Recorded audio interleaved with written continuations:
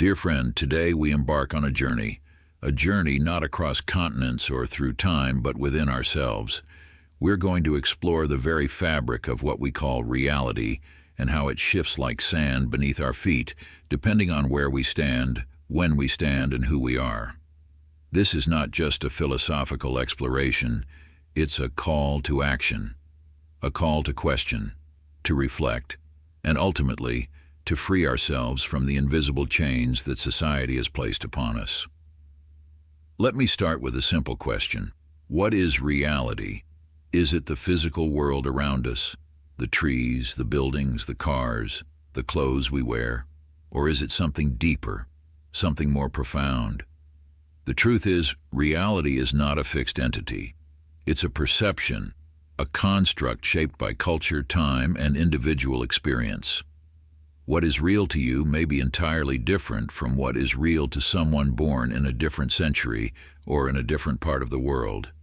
And yet we spend so much of our lives chasing after this illusion, trying to fit into a mold that was never meant for us. Imagine for a moment that you are born into a remote indigenous tribe deep within the Brazilian Amazon. Your understanding of the world is shaped by the dense jungle surrounding you, the animals you coexist with, and the traditions passed down through generations. The sky is not just the sky, it is a spiritual entity watching over you. The trees are not just trees, they are ancestors, carrying wisdom older than time itself. The way you eat, the way you love, the way you mourn the dead, all of these are dictated by traditions vastly different from those in modern industrialized societies. Now imagine instead that you were born in 18th century France among the aristocracy. Your reality would be adorned with powdered wigs, corsets, and elaborate etiquette. Beauty would be dictated by pale skin, high hairlines, and exaggerated clothing. Fast forward to today, where reality is dictated by digital screens, social media, and consumerism. What was once considered bizarre or unacceptable is now the norm, and what was once highly valued may now be irrelevant. These stark contrasts tell us something crucial. Reality is not universal. It shifts across cultures, time periods, and environments. What we call normal is merely a result of the time and place we are born into. Let's talk about the beauty myth and how culture shapes our self-perception. In some African tribes, lip plates are seen as a symbol of beauty and status. The larger the plate, the more respected and attractive the woman is considered to be. In ancient China, women bound their feet to conform to a beauty standard that saw tiny feet as a mark of femininity and status. In South Korea today, plastic surgery is so normalized that it's common for teenagers to receive double eyelid surgery as a graduation gift to achieve a westernized beauty standard. The question is, why do we chase beauty standards that are fleeting, arbitrary, and ever-changing? The answer lies in cultural conditioning. We are told what is beautiful and what is not. And so, we strive to fit in, even if it means enduring pain, shame, or self-hatred. But perhaps the greatest distraction from your inner growth is materialism. Consumer culture has mastered the art of making us feel like we are not enough. We are bombarded with messages telling us we need the latest smartphone, the trendiest clothes, or the biggest house to be considered successful. Let's take an example. If you were born into a Buddhist monastery in Tibet, your reality would be entirely different. You would not see success in material possessions, but rather in spiritual enlightenment. You would spend your days meditating, seeking inner wisdom rather than external validation.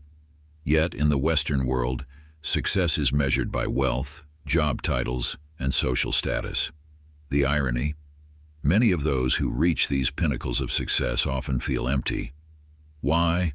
Because they have spent their lives chasing an illusion instead of nurturing their inner essence.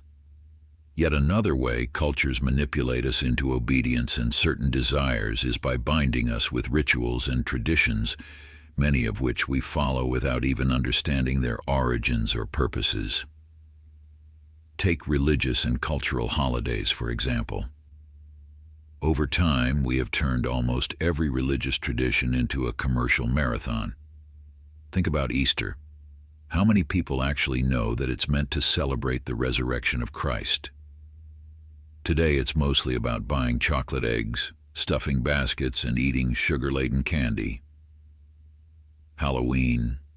Originally a Celtic festival marking the end of harvest and honoring the dead, now it's a frenzy of costumes, plastic decor, and piles of candy that slowly poison our health. And Christmas, once a deeply spiritual time commemorating the birth of Jesus, has become a month-long shopping spree, a frantic rush for gifts, decorations, and indulgent feasts. Most people don't even know where these traditions came from, why they started, or what their symbolism is. All we know is the shopping list. We spend huge amounts of money on things we don't need to impress people we barely know, in the name of traditions we barely understand. We don't question the sugar that wrecks our health, the spending that drains our bank accounts, or the anxiety that comes from trying to keep up. We just do what everyone else does. We follow the crowd. And then we wonder why we feel so exhausted, so empty, so burnt out. This is the cost of unquestioned conditioning. It robs us of our energy, our peace, and our authenticity. It keeps us trapped in cycles of consumption and comparison. Now let's try something. Close your eyes and imagine a world where none of this existed. Imagine waking up and not feeling pressured to dress a certain way, to look a certain way, to own anything to prove your worth. Imagine a life where no one cared what car you drove, what job title you had, what brand of clothes you wore. What if your days weren't filled with the noise of chasing likes, comparing bodies, or trying to fit into someone else's definition of success? What if you could live stress-free, not from external accomplishments, but from deep internal peace? What if happiness was not something you chased, but something you felt simply by being alive, by connecting with others, by being present in each moment? In this imaginary world, we are free.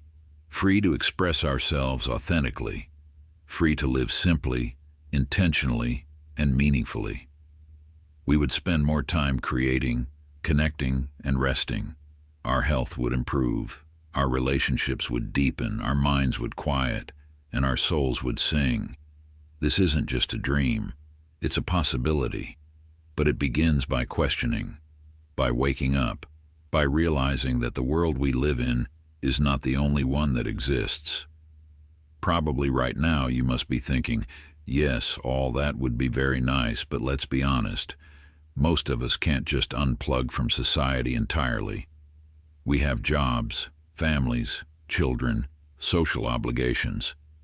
We can't tell our kids they won't be getting Easter eggs or Christmas presents when the entire neighborhood is celebrating. We can't walk into our office barefoot and in a bathrobe because we've decided to live outside the norm. In truth, most of us are not in a position to reject society outright. And we don't have to. The goal isn't to become a recluse or rebel for the sake of rebellion. The goal is to become conscious within the structure, to live in society but not be enslaved by it, to participate but with awareness, to move through the world with clarity, intention, and a deep inner compass. So how do we begin to free ourselves from conditioning while still playing the roles life requires of us? 1. Bring awareness to your choices. The first step is not to change everything overnight, but to become aware of what you're doing and why. Ask yourself simple but powerful questions. Why am I buying this? Why do I want my house to look a certain way? Why am I worried about what others will think? Awareness alone can shift your energy. When you realize you're following a tradition or trend purely out of fear or social pressure, you can start to loosen its grip on you. 2. Redefine your intentions. Within traditions, You don't have to cancel Christmas to stop it from becoming a consumer trap. Instead, redefine what the holiday means for you and your family. Maybe that means fewer gifts, but more meaningful ones. Maybe it means baking together, volunteering, storytelling, or creating handmade gifts instead of shopping. Children won't remember the mountain of presents. They'll remember the feeling of being seen, heard, and loved. You can honor the rituals in ways that align with your values, rather than society's expectations. 3. Be selectively authentic. You don't need to bare your soul in every setting. You can choose where and when to be your full, authentic self. Maybe you can't show up to your corporate job in yoga pants, but you can express yourself more authentically in your journal, in your home, or with close friends. Practice authenticity in safe spaces. The more you do, the more confident you become in who you are. Gradually, this will expand outward. You can push boundaries slowly, in ways that feel empowering rather than alienating. 4. Create micro-moments of freedom. Find pockets of your day where you can unplug from societal noise. Maybe it's a few minutes of meditation in the morning, a walk without your phone, an evening where you choose reading over scrolling. These micro-moments are your rebellion, your declaration that your mind and spirit belong to you. 5.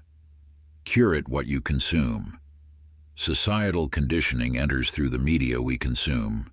Be mindful of who you follow, what you watch, and how much of it you let in. Follow people who inspire authenticity, self-love, simplicity. Unfollow or mute accounts that make you feel not good enough, behind, or lacking. Information is power, but only if it nurtures your soul. 6. Find a tribe of questioners. You are not alone.